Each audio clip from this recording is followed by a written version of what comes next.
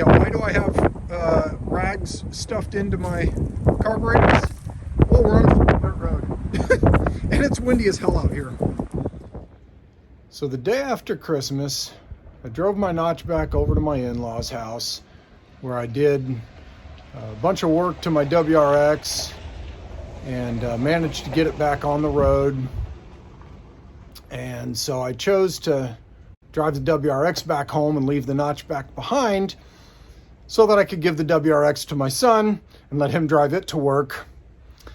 And the following day, which is yesterday, I took my son's Porsche and had my wife follow me, drove it out to meet the now new owner of that Porsche to make that trade. And got a little slip of paper from the bank. And then I jumped into the truck with my wife and we headed back over to my in-laws' house where I could pick up the notchback and bring it home. And didn't leave until about 9 o'clock. And that brings us to where we are presently. So I got into the car and head out onto the dirt road and didn't even get a mile down the road when I started to lose power. And I continued to lose power until the point where I just really couldn't keep it going any longer. Pulled over to the side, killed the headlights right away so that I wouldn't chew up too much battery, and couldn't really get it started again. And my immediate thought was, we've got a fuel delivery problem. Now it's been quite a few years since I've driven a Volkswagen as a daily driver, and when I looked down into here, I thought, well, that filter doesn't look too bad, but it had almost no fuel in it. And so I thought, well, a couple different possibilities of what's going wrong here. One of them is maybe that thing's actually too clogged. And so I went ahead and went with that and grabbed the spare filter that I did have in my kit with me. And I got this other filter over here that, don't get me wrong, I recognize that it's ridiculous that, like, you know, I've got a filter on this side but not that side, and you know, it's like, why even bother? The reason that filter is there at all is because I had several. I had 3, in fact, when I started all this, and I didn't have a piece of hose the right length, and so I could take 2 other pieces of hose that I had, and it worked out real good that way.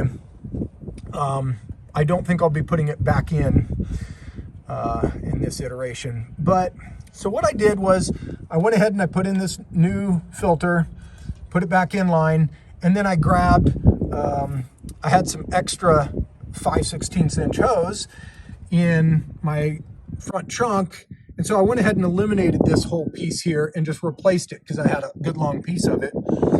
And got back into the car, started it up. It started, but when I came back here, my God, I had a fountain of fuel.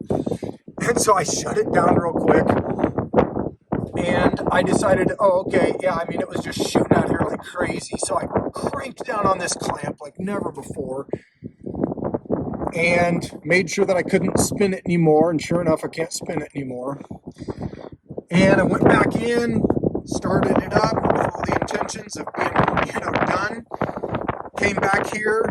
Well, I didn't have a fountain from there anymore, but I did have quite a bit of fuel coming out over here.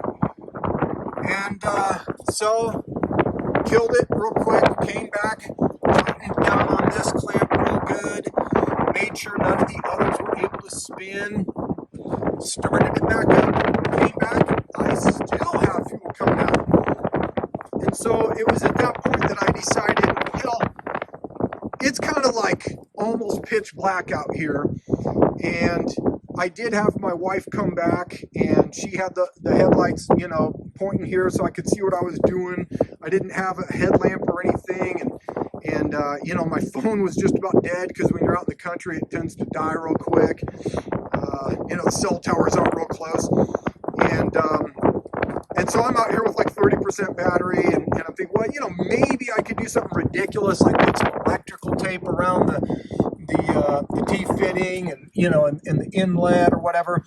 But I don't want a chance that then I'm going to drive down the road and then I'm going to have the problem come back up and I'm not even aware of it, you know, and fuel's spitting out all over the place. So it occurred to me that, you know, something was wrong. You know, I mean, the brand new hose that I put in here was leaking too. And so as my wife drove me home, I got onto the Samba and looked around, and well, sure enough, they call for 5mm inner diameter hose on these systems.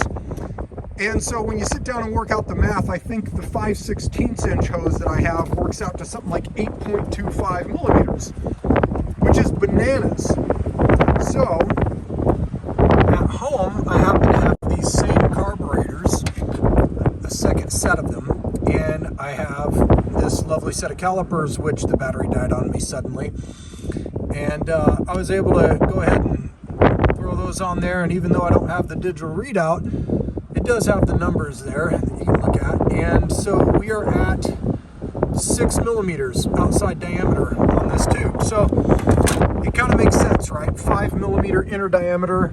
It's got to, you know, the hose is pliable, and it's got to come up a whole millimeter in diameter to fit over that, and that'll be a nice tight fit. So when you're expecting 5mm and you give it 8.25mm or whatever it winds up being, the 5/16, that's crazy. I mean, like, you know, the fact that it ever worked is kind of ridiculous. So I was pretty well convinced that's going to be the problem. And, you know, even when you're reading, you know, people saying, yeah, 5mm, you know, what it was designed for, you know, they will say you can get away with 1/4 inch. And I forget what the 1/4 inch works out to be. I think it's something more like 6.9 or something. It probably says on the hose. Let's look here.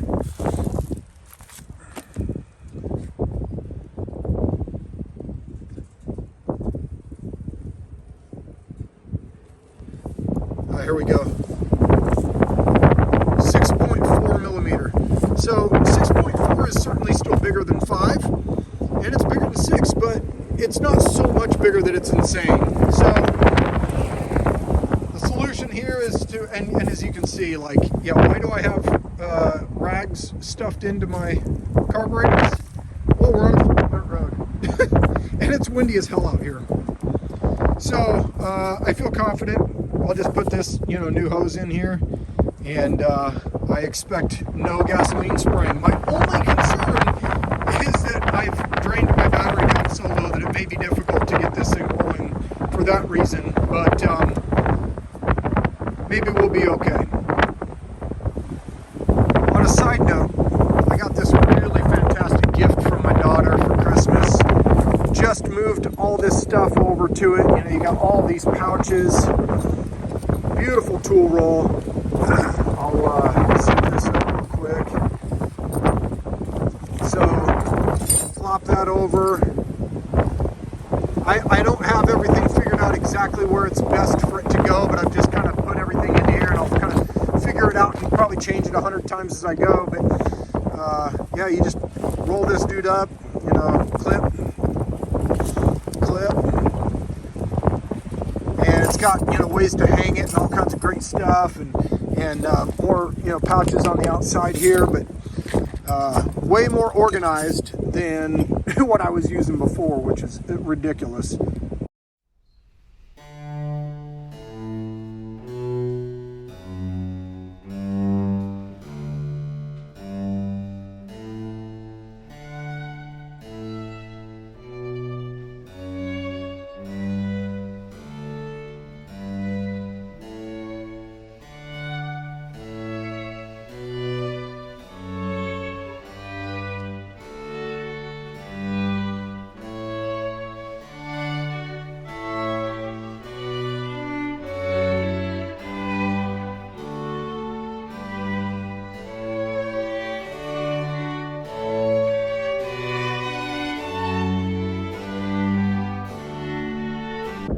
So interestingly, the fuel line that the previous owner had put in is 1/4 inch like it should be.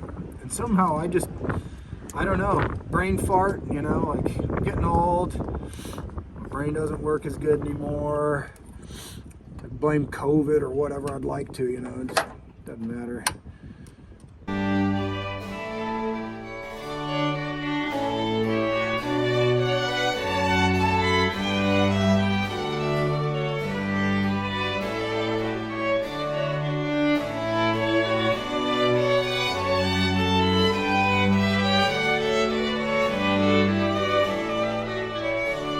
Coincidentally, being able to blame COVID for my mental deficiencies is just so wonderful. I'm really, really thankful that I have that excuse that I can use whenever I need to.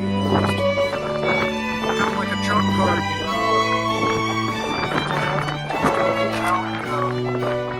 Oh, of course I made that mistake. COVID.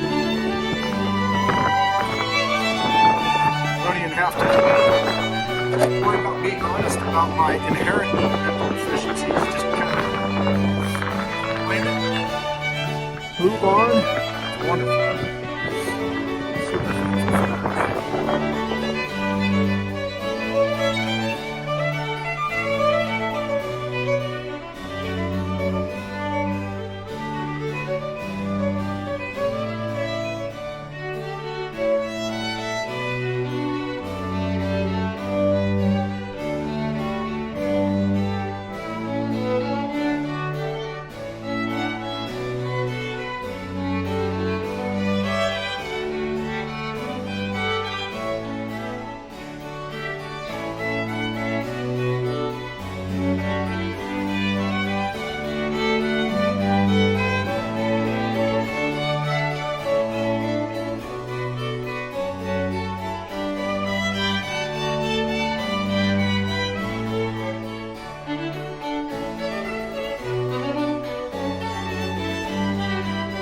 Years ago, I was in the electrical union and got a pair of clients, and eventually I got a real bad nick in them, and so the second pair, these are just the best, man. You know, like the tools that the pros use in any given field, such a freaking joy to work with.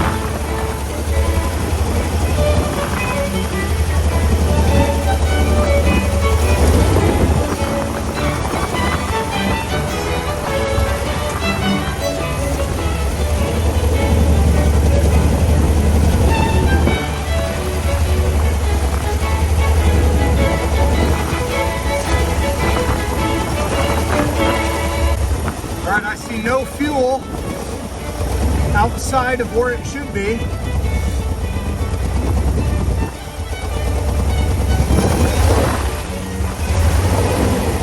I'm going to call this a success.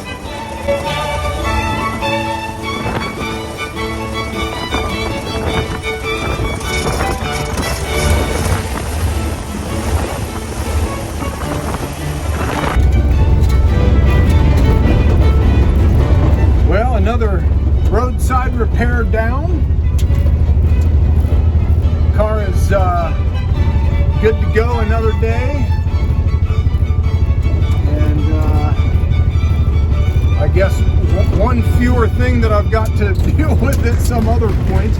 It was slightly less than ideal having to deal with it where I did, in the way that I did, but ultimately no big deal once I knew what the problem was, and so I feel good about it.